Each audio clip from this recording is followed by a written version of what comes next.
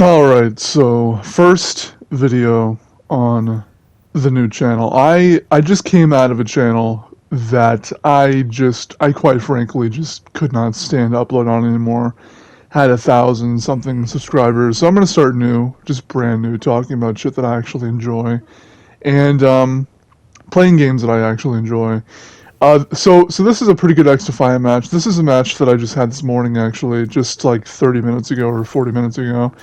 And it's a high KD gameplay. I think it went 22-4, I think, or maybe I'm wrong on that. Did pretty well, but the problem here is that every time I have a high KD game, it seems, how do I put this, less fun than if I just played without even caring about dying.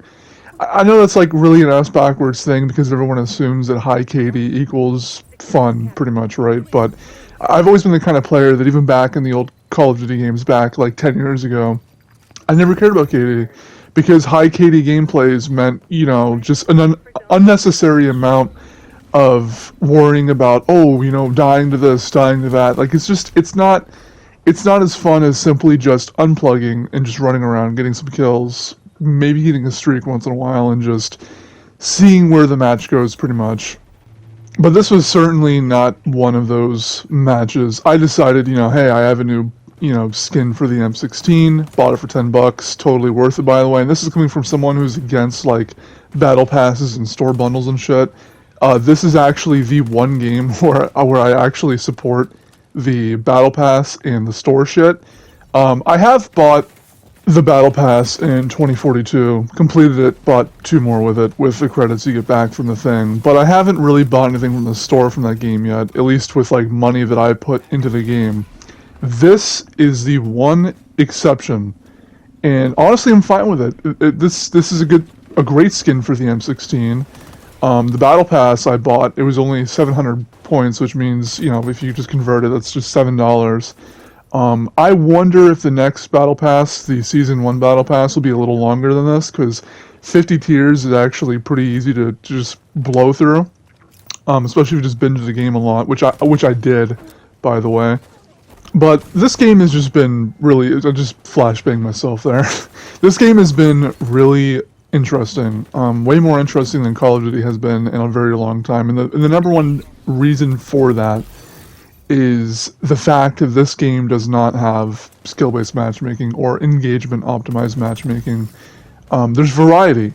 Yeah, vast majority of matches that I get into, it's like there's 1 or 2 slayers in the enemy team that are just trying way too hard. I mean, last night, I actually ran into a guy, it was one of those TTV dudes who just stream all day and play this game all day. He had TTV something something his name, and he was straight up playing like his life depended on it. And what's funny is that this isn't even ranked, this is just casual, right? There's ranked trials. I don't know if there's like a limited trial situation going on where people can't play it more than a couple of times. I never went into it, but this guy was playing like his life depended on it. He was like jumping around corners, he was bunny hopping like 4 or 5 times a gunfight. He was using like an MP7 meta loadout. It was already gold, so like, you know, there's like no grind left in him for that gun. It was completely gold, and he was just running around with what I assume to be like the best attachments in the game. I don't remember how good he did. I think it was like he had 50 something kills and maybe 13 deaths. I decided to look at his Twitch profile because, you know, this whole TTV epidemic is a real sort of like thing that spans several FPS games for whatever reason.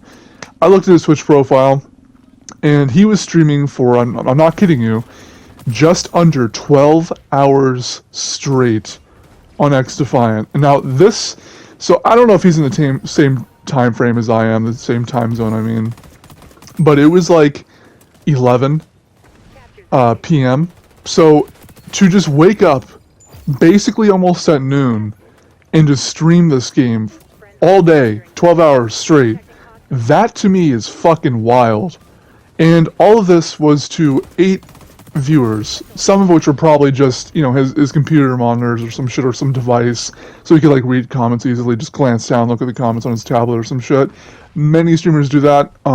Thankfully, PlayStation has a feature where the comments automatically just go to the right of the screen, so I don't need to look at a tablet to look at comments, pretty much. So Yeah, so I was just watching this guy, and a realization sort of set in. I guess this is a realization I had in the past before, right?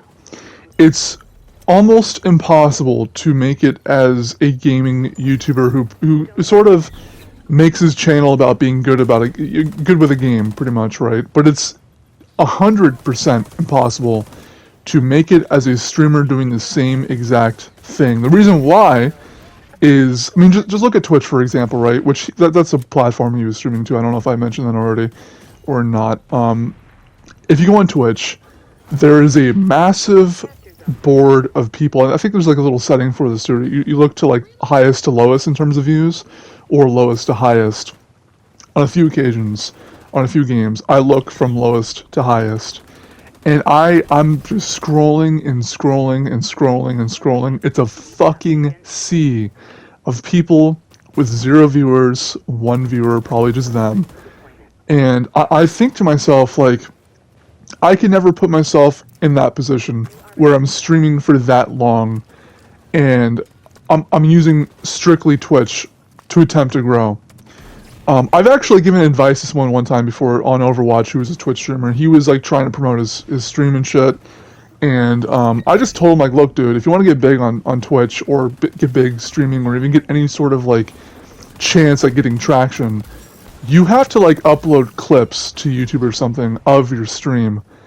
You can't just raw dog it Twitch only and expect to get anywhere. Because like I said, it's almost impossible to make it as a YouTuber in this genre, but it's 100% impossible to do it as a streamer. The likelihood of someone just coming along, finding your stream randomly, viewing it, and sticking around, let alone anybody else doing it, that's almost impossible. People have real lives to attend to, right? Or to tend to, I mean. People don't have all the time in the world to view like 80,000 different streamers all at once. There has to be something that pulls them to you. Personality of the game you're playing, etc. And honestly, if I'm just being real, from someone who does occasionally watch streams and shit, gameplay, if people are coming to your channel, Twitch or YouTube, to because you're like a great gamer or you're just good at a certain game, like an FPS game, they're not there for the personality, man. I've seen YouTubers blow up and die pretty much in that sort of field. They're not there for your personality. They're not there for any authentic reason. They're actually just there to mimic your gameplay, to get better at the game themselves. So yeah, that'll be it for this commentary. I didn't realize it ended so short, but yeah. After I get my channel set up, I'm going to upload this, and I'm going to get to work on some more videos and shit, just commentaries. If anything comes to mind, I'll be recording it, talking about it, no filter pretty much. Just sort of going in raw with this old microphone that I have, and just, yeah, classic commentary style. So yeah, I'll see you all in the next video if anyone's even watching this, and peace.